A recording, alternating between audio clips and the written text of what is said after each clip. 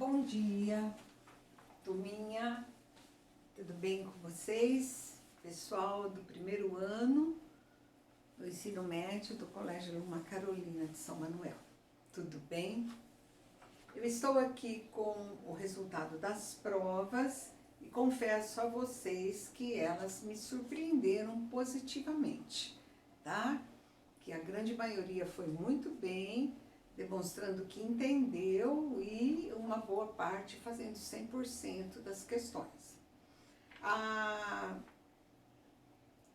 colocação que eu faço é que eu espero que tenha havido lealdade na realização das provas, porque se alguém estiver, vamos dizer assim, usando de subterfúgios para copiar as respostas, para buscá-las, para, vamos dizer assim, fazer contato, está se enganando e não enganando a nós, professores, tá certo?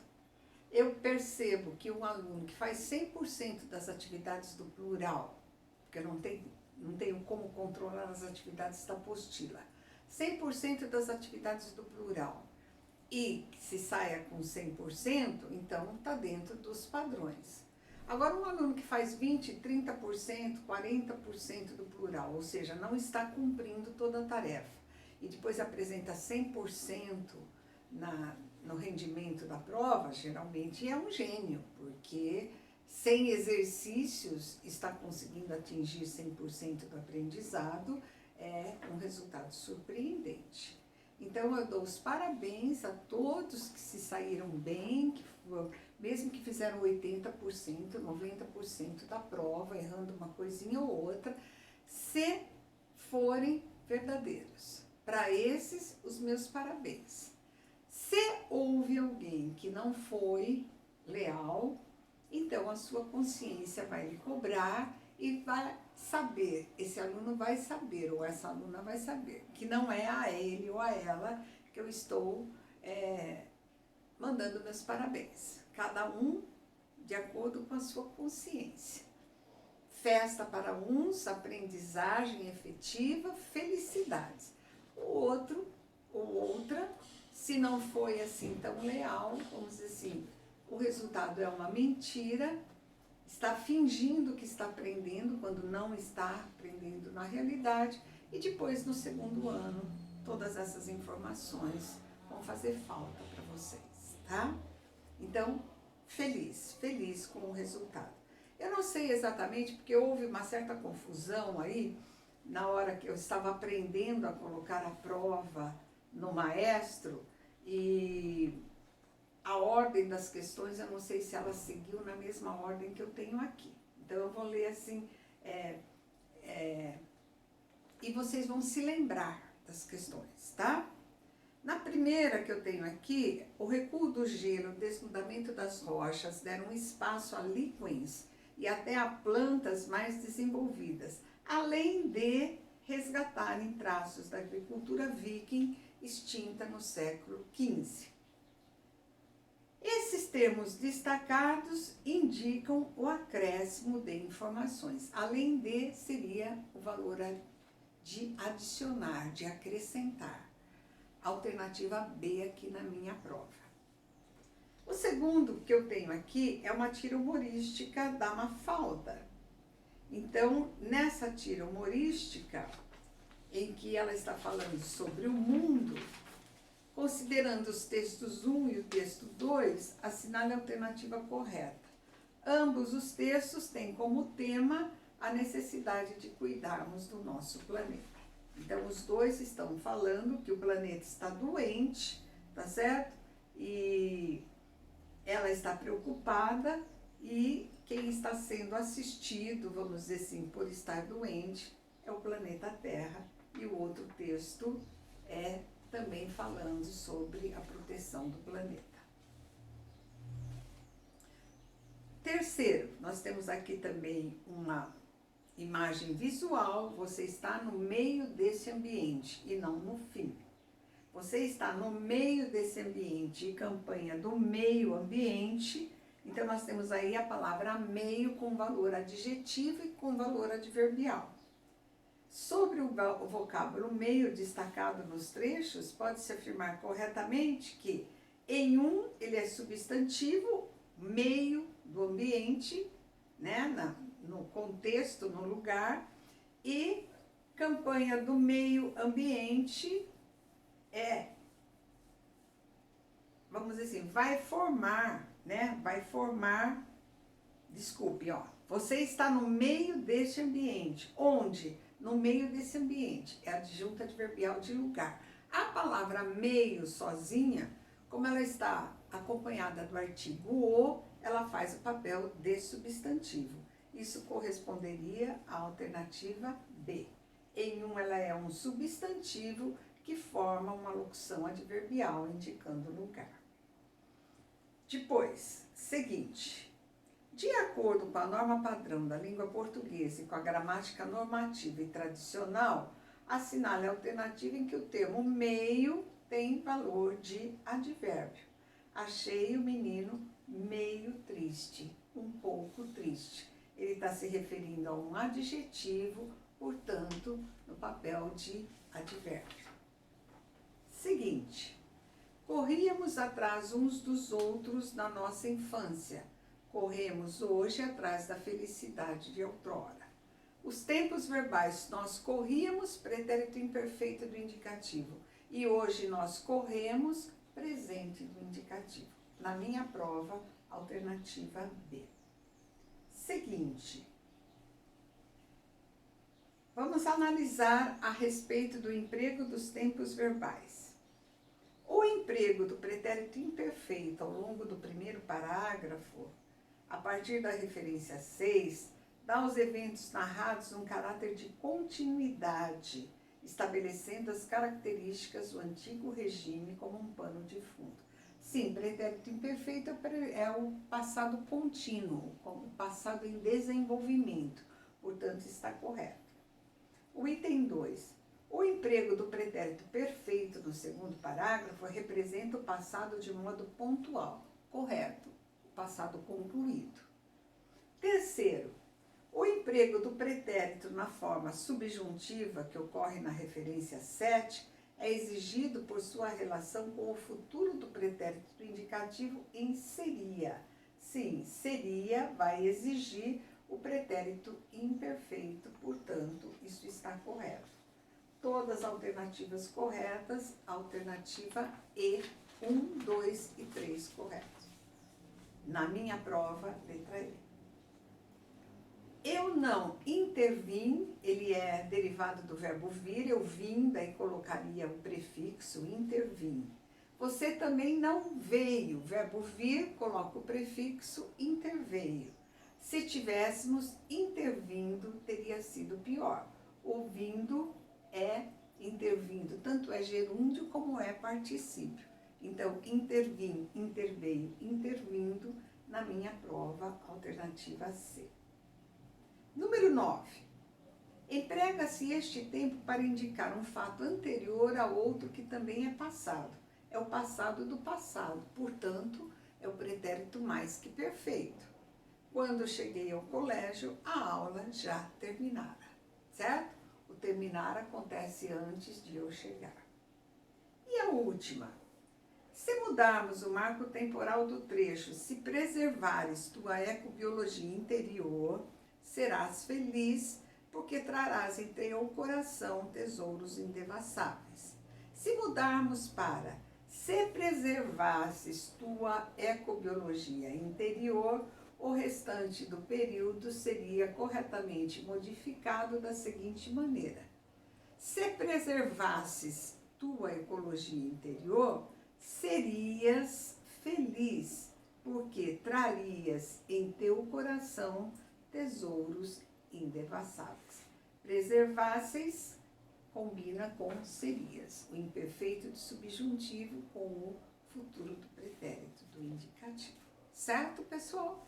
Então, foi uma prova de nível médio, de dificuldade, que queria avaliar se vocês realmente estão se saindo bem aí na aprendizagem principalmente dos verbos que foram trabalhados aí neste bimestre. Certo, pessoal? Então, fico feliz com os resultados positivos, tá? Aulas de hoje, aulas 41, 42, formação das palavras. Aí a gente tem dois momentos nessa aula, os processos de formação de palavras e a estrutura das palavras. Então, nós vamos dividir essa aula em dois momentos, como nós fizemos com preposição e conjunção. Então, hoje nós vamos trabalhar na parte da estrutura.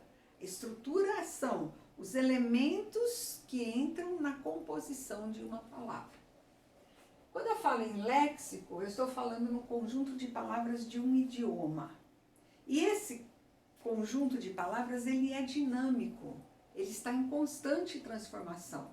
Então, muitas palavras caem em desuso e desaparecem, e outras, vamos dizer assim, são acrescidas para nomear novas tecnologias, novas situações que nós vivenciamos todos os dias. Então, ele é um processo dinâmico, coisas terminam e coisas novas acontecem. Então, tudo que acontece de novo tem que receber um nome, e para que nós entendamos esse processo, é que nós estudamos os processos de formação de palavras.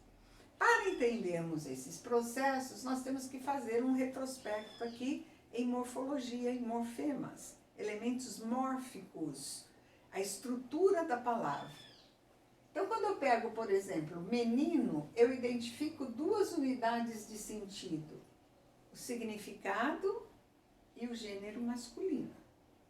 Quando eu falo meninos, eu tenho uma parte que é significado, outra parte que é masculino, outra parte que é plural.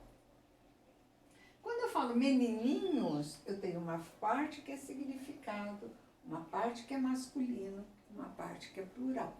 Aqui, espera um pouquinho que tem uma parte aqui que não foi colocada. São 4 partes.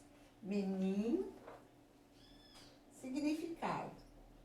In, diminutivo. O O e o S. Então, na verdade, olha, são 4 partes. Meni, nin, nhos.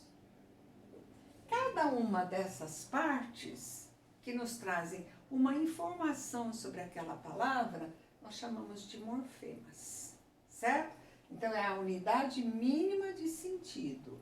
Significado masculino, significado masculino plural, significado diminutivo masculino plural. Então, o estudo que nós vamos fazer hoje é exatamente reconhecer os morfemas que compõem uma palavra. Então, a palavra seria como um objeto qualquer que você desmonta. Pega um eletrônico que você desmonta e você vai ver que cada parte tem uma função no funcionamento desse objeto. Com a língua acontece a mesma coisa.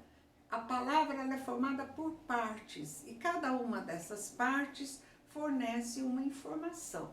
Então, essas partes, gramaticalmente falando, se chamam morfemas.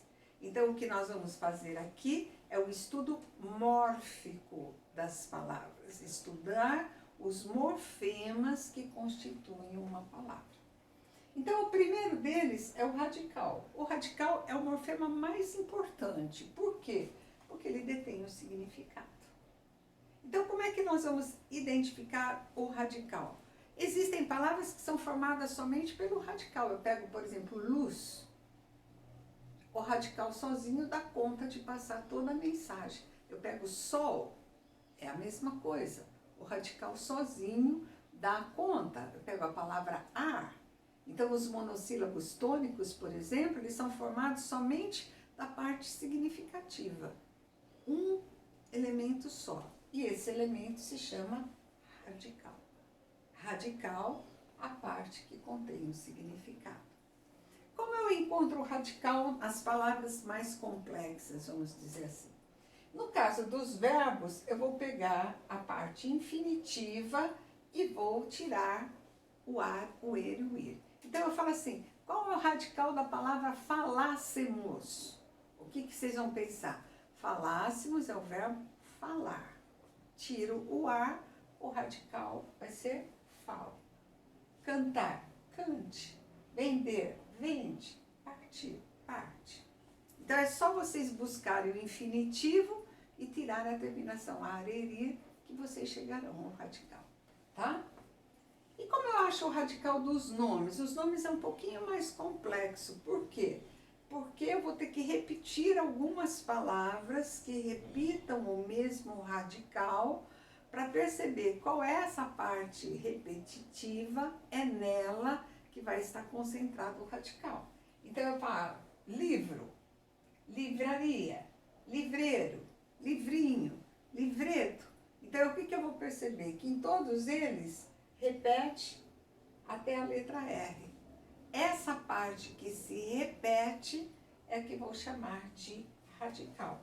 Então aqui no caso, o radical de livro vai ser livre. Certo? Então, o conteúdo, o significado fica exatamente na parte dos radicais. Então, se eu tivesse aqui, ó, por exemplo, o verbo cantassem, o que eu ia fazer? Pegar o infinitivo, que é cantar, corto o ar final, o radical vai ser cante. Certo? Por que isso é importante? Nós acabamos de estudar verbos, e vocês viram que a gente fala, o acento tônico nas risotônicas cai no radical, nas arrisotônicas cai na terminação. Quando eu falo assim, o verbo é irregular porque ele sofre mudança no radical. O verbo dizer vira eu digo, eu disse. Então nós já usamos esses termos diversas vezes aí no estudo de verbos. E agora nós estamos aprendendo exatamente como chegamos ao radical e qual a sua importância no entendimento da palavra. Certo, turminha? Então eu vou apagar a lousa, vamos trocar a lousa para darmos continuidade ao estudo dos outros morfemas, tá bem?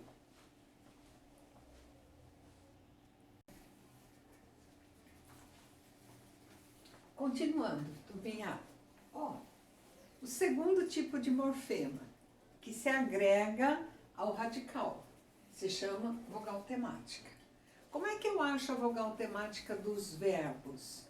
Aquele mesmo infinitivo que nós buscamos para achar o radical, ele vai ser terminado pelas terminações ar, er, ir. Então, esse A que forma o cantar é uma vogal temática. E todos os verbos que têm vogal temática em primeira conjugação, em ar, formam uma primeira conjugação. Vender, vogal temática E, característica da segunda conjugação. Partir, vogal temática I, característica da terceira conjugação. Então, se eu pego uma forma verbal como cantávamos, radical, cantar, tiro o ar, cante, tá aqui. Em cantar, o que vem logo depois do radical, o A da terminação ar. Então, esse A é uma vogal temática. E toda vogal temática em A indica os verbos de primeira conjugação, em E os de segunda e em I os de terceira conjugação. Aí vocês poderiam me falar, mas e o verbo pôr? O verbo pôr, antigamente, ele era poer. Então, ele tinha como vogal temática o E, portanto, ele é considerado segunda conjugação. Tanto que vocês ainda percebem esse E, quando eu falo eu ponho, tu poes, ele põe, eles põem, esse E ainda está mantido em algumas formas verbais. Então, ele é uma exceção da segunda conjugação, tá bom?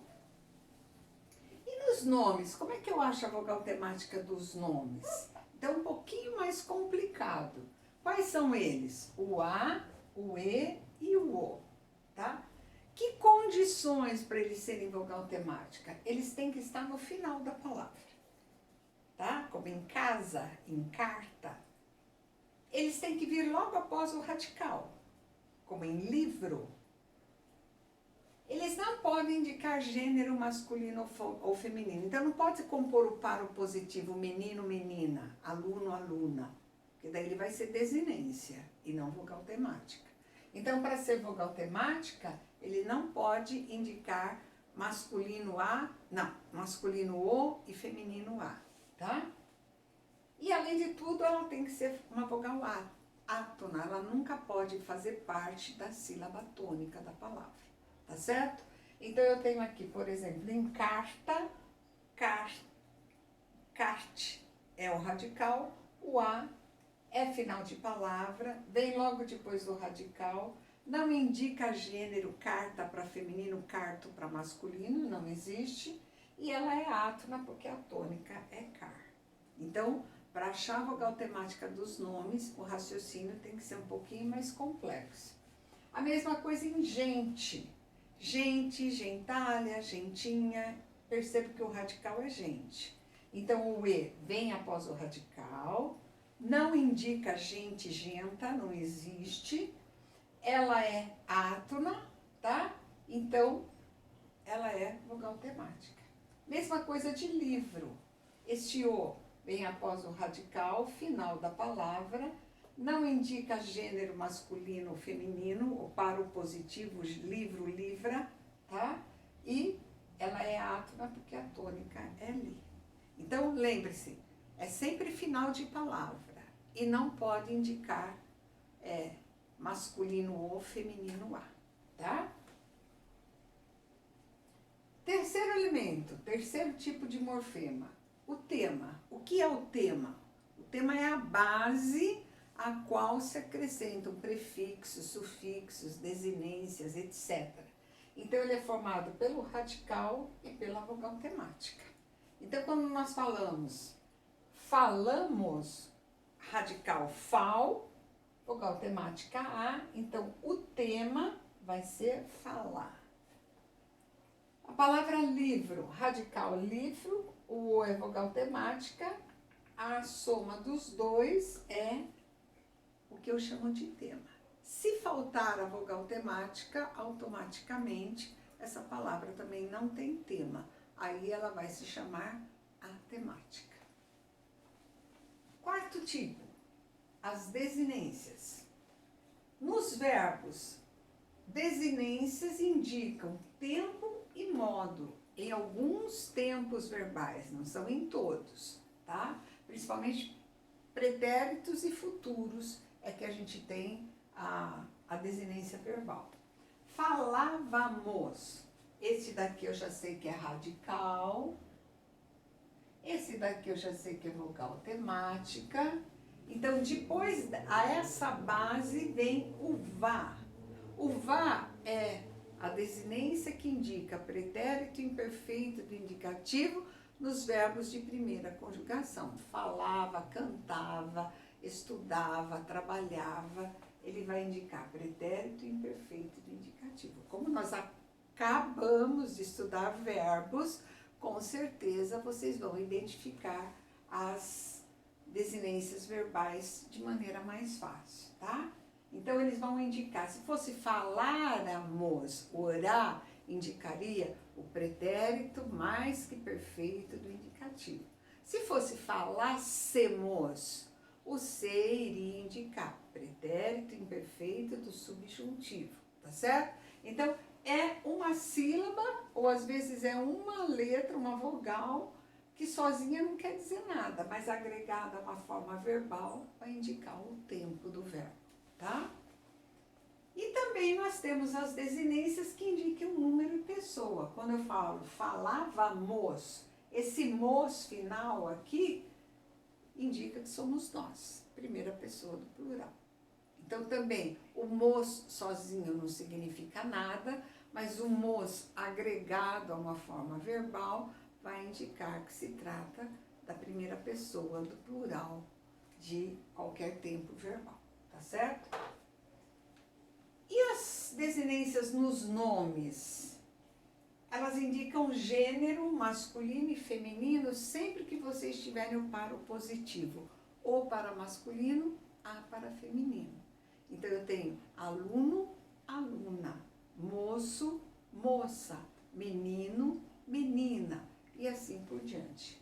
Então, O para masculino, A para feminino. E com a indicação de plural vai ser a desinência S, que indica que é mais do que um aluno. Alunos, o S final na base temática vai indicar para nós que se trata de mais de um elemento. A ausência do S não tem desinência de plural. O colocar o S, desinência S de plural.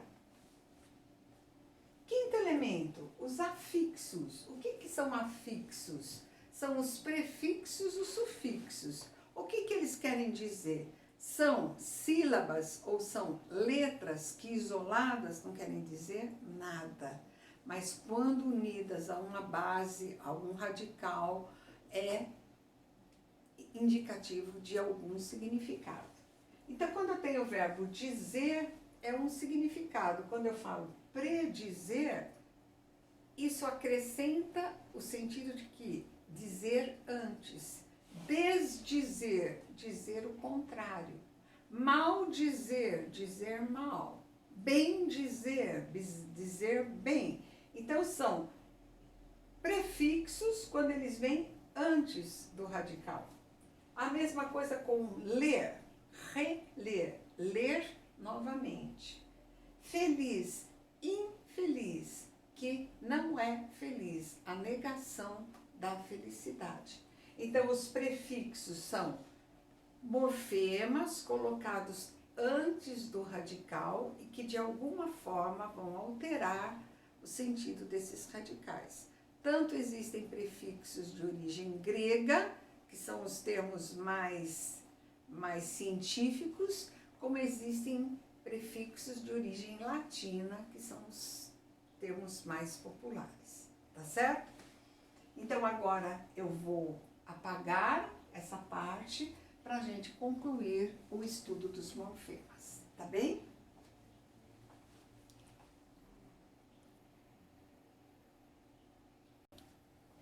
Retomando, turminha, o segundo tipo de afixo se chama sufixo. Sufixo, o que quer dizer? Esse morfema que vem colocado depois do radical, ou depois da base, ou do tema, se for o caso. Tá? Há autores que preferem o termo base em vez de radical. A base seria o radical somente ou o radical acrescido da vogal temática, tá? Mas para facilitar para vocês, eu falo antes do radical, que é a palavra, a parte que contém o significado. Ou vem depois do radical, que é a parte que contém o significado, não importando se existe a vogal temática ou não. Então, no caso aqui, por exemplo, livrinho, o radical é livre. Então, o que eu tenho aqui? Um sufixo que indica diminuição, diminutivo. Quando eu falo livraria, aria é um sufixo que indica lugar. É o lugar onde se comercializa livro, tá? Outro exemplo, narrador, vem de narrar. Então, a base é narra. Aí eu tenho do, aquele que faz, a ação de narrar. Narrativa é outro sufixo que indica o gênero textual. E o mente, infelizmente, é um sufixo que nós chamamos de adverbial, que formam geralmente os advérbios de modo, realmente, felizmente, rapidamente, comodamente, perfeitamente, assim por diante. E também existe o sufixo que nós chamamos de verbal, que formam novos verbos. Então, por exemplo, a palavra noite, de repente, nós temos o verbo anoitecer com o acréscimo do sufixo ser aqui, com o acréscimo do prefixo a, e vai formar uma nova palavra, tá certo?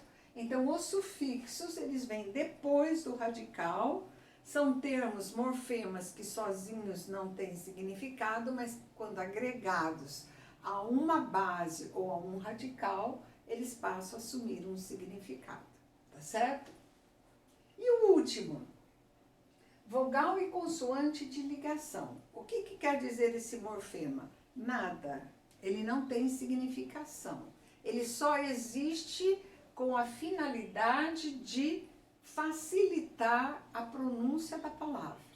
Então, quando vamos dizer assim, a colocação do sufixo direto no radical representasse uma dificuldade para a pronúncia daquela palavra, então a língua colocou ali uma vogal de ligação, uma consoante de ligação, que não tem significação nenhuma, só serve para facilitar a pronúncia.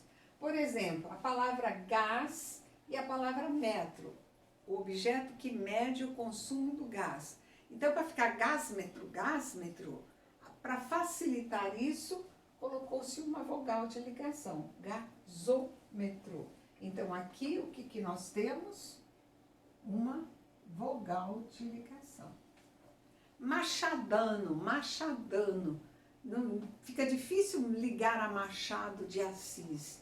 Então, um estilo machadiano, essa vogal de ligação foi colocada aqui para facilitar a pronúncia da palavra. A mesma coisa quando for uma consoante. Então, aqui nós vamos ter, por exemplo, cafeeira. A dificuldade criou o que a gente chama de consoante de ligação. Então, foi colocado um T aí para facilitar a pronúncia. A mesma coisa, peinho. Então, o Z que foi colocado aqui é uma consoante de ligação para facilitar a pronúncia, a agregação do sufixo diminutivo. Pauada, uma sequência de vogais, então colocou-se o L aqui como uma consoante de ligação para facilitar. Então, todos os morfemas têm significação, mas a consoante de ligação e a vogal de ligação não, tá? Aí, como que fica para nós fazermos a análise mórfica? Desmontar uma palavra e perceber o que cada morfema indica nessa palavra. Então, é uma situação nova de análise. Você já conhece a análise semântica, significado, análise sintática, função sintática, análise morfológica, classe gramatical, e agora a gente está conhecendo a análise mórfica.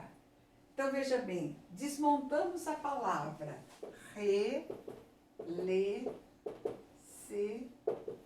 mos. Todos esses são morfemas componentes. Então, o re vai ser um prefixo, que quer dizer repetição. Quando nós pegamos o verbo ler e tiramos a terminação de infinitivo er, o radical é apenas L. O E é uma vogal temática,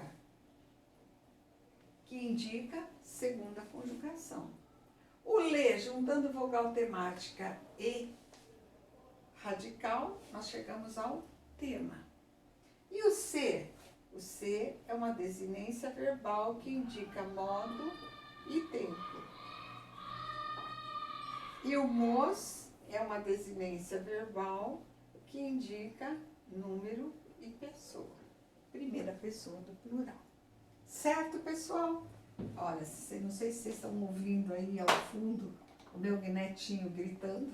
É meu netinho italiano, que veio da Itália, que estão aqui, porque a minha filha vai ganhar bebê novamente e nós estamos aí na espera de que nesse mês de agosto a Marisa vai ser vovó novamente. Então, peço desculpas aí se por acaso o grito dele lá em cima interferiu na nossa aula aqui, tá bom?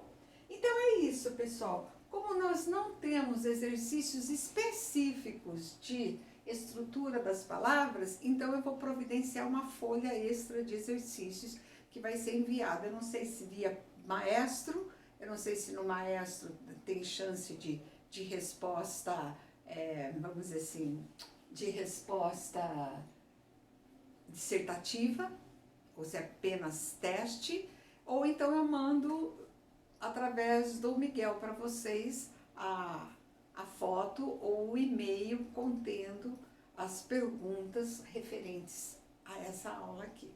Na próxima aula nós complementaremos aí sim estudando os processos de formação de palavras. Tudo bem, pessoal? Tá? Fiquem bem, fiquem com Deus, uma boa semana, um bom estudo. Saudades de vocês. Beijo. Tudo de bom para vocês e para seus familiares, tá? Tchau, pessoal.